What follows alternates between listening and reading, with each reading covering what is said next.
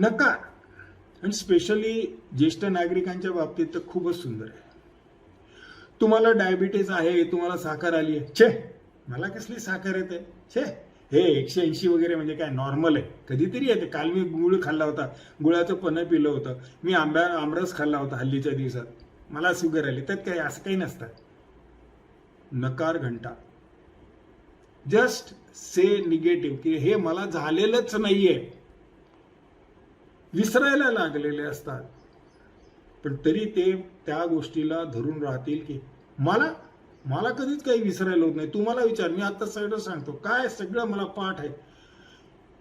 आपल्याला हळूहळू आपली पावलं डिमेन्शियाकडे वळत आहेत, ही भावना सहन होत नाही, आणि म्हणून आपण त्याला अवॉइड करतो किंवा निगेट करतो.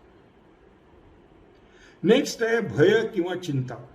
चिंतेच्या बाबतीत आपण पहिलेही बोललेलो आहे की चिंता आणि चितामध्ये फार फरक नाहीये.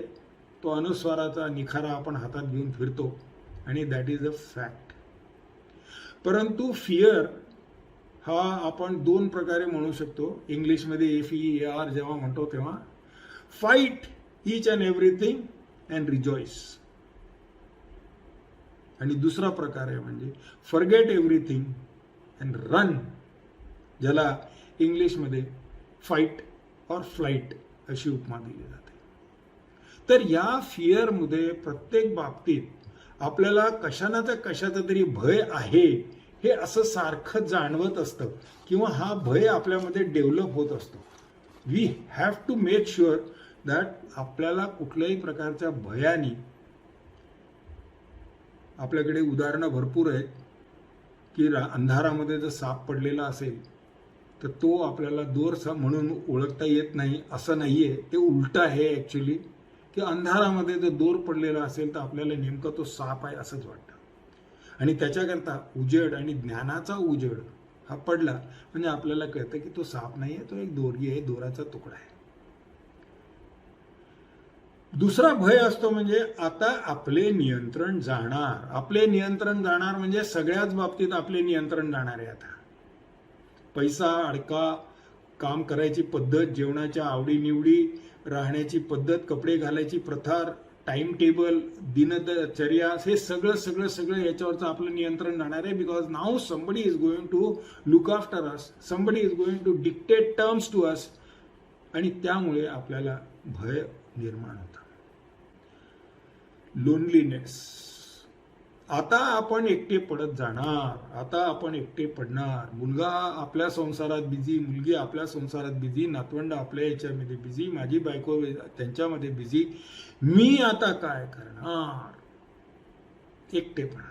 आणि या एकटेपणा करता याची भीती ही अत्यंत भयंकर, भयावह आहे.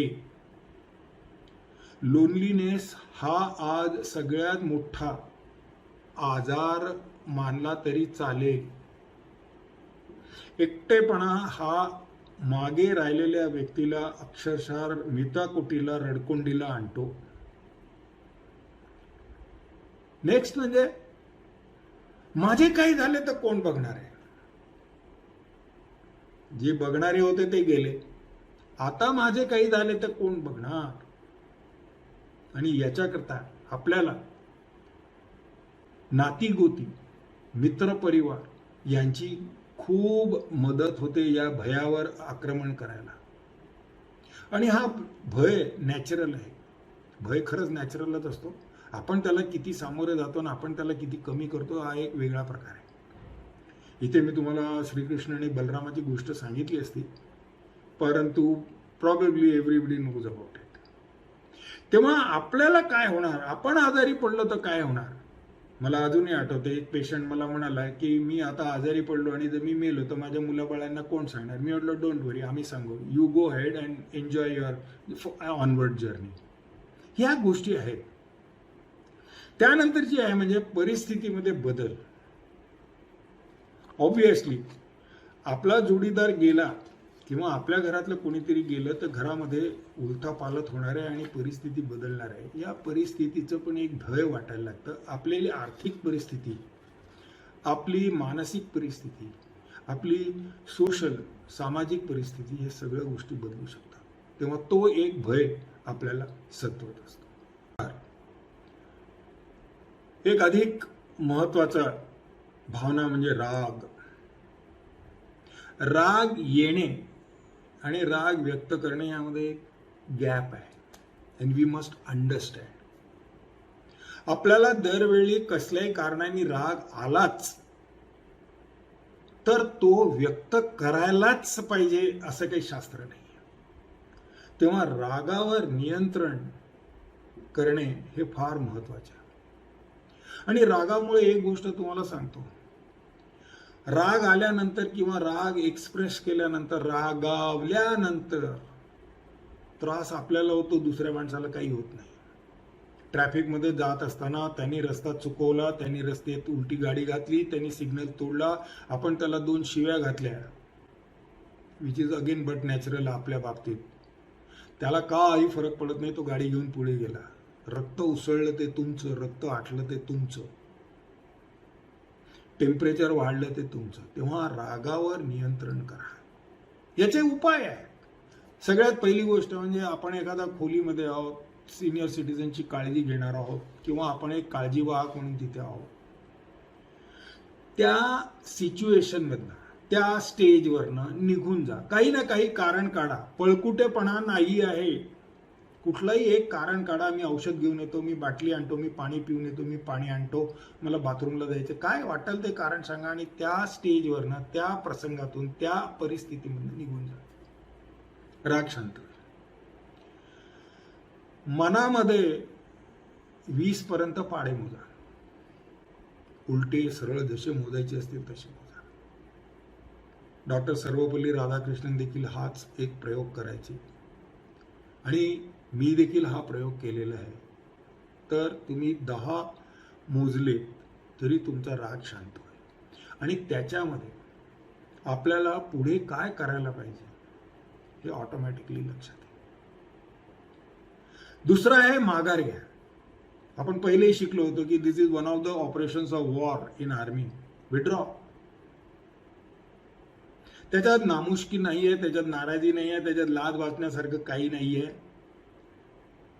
कम बॅक आणि त्यांना काय ते बोलायचे ते बोलू द्या. विड्रॉ म्हणजे यू कीप क्वाइट.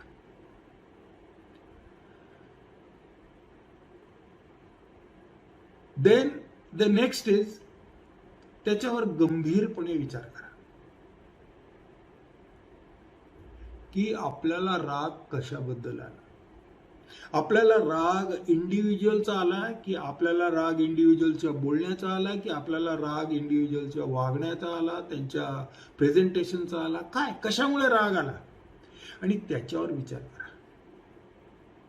जसं आपण म्हटलं होतं की हमरी तुमरी टाळा. तर बेसिकली हमरी तुमरी टाळा म्हणजे काय की वादविवादाचा प्रश्न घडीला लावा. Because it is a point and not the individual that is those are fighting. यानंतर शब्द जपून वापरा. बऱ्याचशा रिक्षात, पुणेरी रिक्षांमध्ये लिहिलेलं असते शब्द शस्त्र आहे, जपून वापरा वगैरे. It's a fact. तुम्ही शब्द जपून वापरा आणि शक्य असेल तर silence is the best policy. आणि यामध्ये लास्टली मी असं म्हणेन की कधीतरी श्रोता, कधीतरी वक्ता, कधीतरी श्रोता, कधीतरी वक्ता बनायचा प्रयत्न करत राहा, जेणेकरून तुम्हाला कुठल्याही प्रकारची चिडचिड होणार नाही. आपला राग कंट्रोलमध्ये राहील. Basically be selfish. स्वतःचं स्वास्थ्य महत्वाचं आहे. आणि अत्यंत क्रिटिकल भावना म्हणजे डिप्रेशन, निराश, नैराश्य.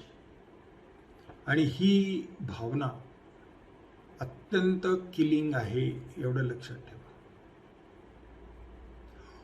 इन 2050 असा एक स्टॅटिस्टिकल अनुमान काढलेला आहे की स्ट्रेस आणि डिप्रेशनमुळे या जगामध्ये अनेक मृत्यू घडतील ज्याचा कुठल्याही आजाराशी संबंध नसणार आहे. परंतु एक लक्षात ठेवा, डिप्रेशन इज नॉट आजार. Depression is basically your mental state. आणि ह्याकरता याची लक्षणं असतात. ती लक्षणं जर आपण ओळखली तर आपल्याला त्याच्यावर इलाज पण करता येतो. पहिली गोष्ट म्हणजे किंवा कशातही इच्छा किंवा रस नाही येणं. प्रत्येक बाबतीत निरुत्साह. सिनेमाला चलायचंय का? नको. नाटकाला जायचंय का? नको. आपण आज पिकनिकला जाऊया का? नको. आपण संध्याकाळी फिरायला जाऊया का? नको. प्रत्येक गोष्टीला नकार घंटा पहिले जे बोललो होतो तोच. तेव्हा आपल्याला रस कशातही येत नाहीये. This is one of the aspects. भविष्य अंधारमय वाटतं. का हो? अंधारमय वाटायसारखं काय आहे त्यात? एवढं काय घडलं ज्यामुळे तुम्हाला पुढचं भविष्य अंधारात्मक वाटतं? मी मागे रेफरन्स दिलेला होता तोच आज परत रिपीट करू शकतो की इकिगाय हा जो जॅपनीज शब्दाचा अर्थ आहे तो नेहमी लक्षात ठेवला पाहिजे की आपल्या जीवनामध्ये सदोदित कुठलं ना कुठलं तरी उद्दिष्ट असायला पाहिजे जेणेकरून आपण पुढे पुढे पुढे पुढे जाऊ शकू, ज्यामुळे आपल्याला जीवनामध्ये भविष्यात अंधकार कधी वाटणार नाही. न्यूनगंडा किंवा सेल्फ एस्टीम. आपण तर काय असेच आहो, आपण तर काय बेकारच आहो, आपल्याला काय कोणी विचारतच नाही, मी असाच आहे, मी अपयशीच आहे, अरे का? ह्या सगळ्या विचारांमुळे डिप्रेशन येतं आणि हे डिप्रेशनचं ऑल्सो एक सगळ्यात महत्वाचं लक्षण आहे. प्रत्येक बाबतीत मी काय करू, मला येत नाही, मला लोक असंच म्हणतात, मला लोक हसतात. का हसतात? लोक हसतात, हसून देत. मी असाच आहे, मी आहे असा आहे, accept me as I am or forget about it. Next is आत्महत्या करण्याचे विचार, they which is very very dangerous, comparatively rare, परंतु हे मधनं डोकावत असतं. आता जीवनात काही रस उरलेला नाही आहे, तेव्हा आपण वर गेलेलं बरं. तिथे देखील ते विचारत नाहीत. So you have to wait for that turn, right. आपण रिझर्वेशन अगेन्स्ट कॅन्सलेशन RAC वर इथे आलेलं एवढं लक्षात ठेवा. नेक्स्ट आहे एम्प्टी माइंड, आणि इंग्लिशमध्ये आहे का एम्प्टी माइंड डेव्हिल्स वर्कशॉप. अगदी बरोबर आहे. पहिल्याच्या काळात म्हाताऱ्या स्त्रिया किंवा पुरुष जेव्हा हे एवढं प्रगल्भ ज्ञान तिथपर्यंत गेलं नव्हतं, तेव्हा लोक, तुम्ही बघितलं असेल, या आता स्त्रिया किंवा पुरुष माळा जपत बसायचे किंवा ते वाती बुळत बसायचे. याचं मुख्य कारण असं असेल की कशात ना कशात तरी मन रमवत जायचं.